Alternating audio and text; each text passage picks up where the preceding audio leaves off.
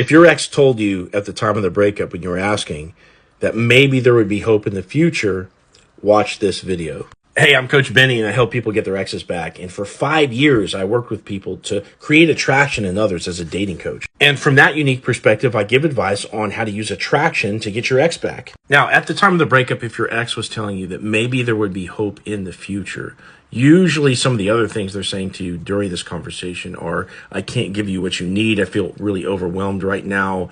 Maybe you should find somebody that, could do better for you. I'm not good enough for you. This is, something, this is all has to do with me. And sometimes they might even be sad in the breakup. It almost feels like they regret having to do this.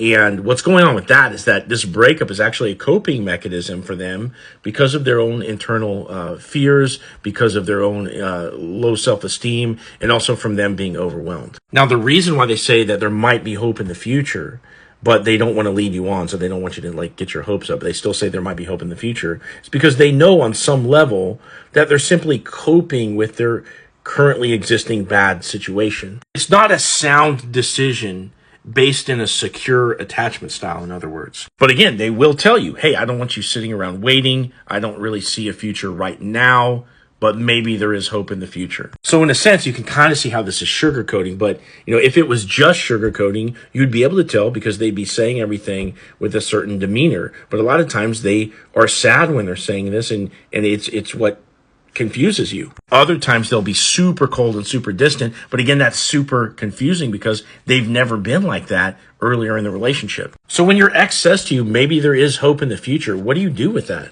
Well, the first thing is you have to watch their actions and not their words.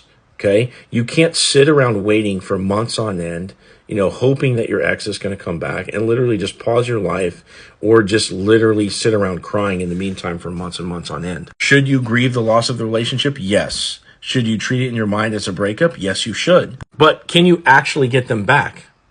Yes, you can. So typically what I see in these kind of situations is that the ex that is doing this is usually going to be a dismissive, avoidant attachment style. That is someone that was emotionally neglected in childhood and has a hard time communicating, has a hard time setting boundaries. They get very overwhelmed very easily. They feel attacked very easily. They can't handle criticism that well. And for these types of people, they need some time to stop repressing their emotions about you, after whatever point they are ready to break up. So in a case like this, you need to go no contact, and it's going to be for a period of months. Unless they start coming to you, chasing you, coming to you first, you can't stay in contact with them. During this time, they're going to stop repressing their emotions. They're going to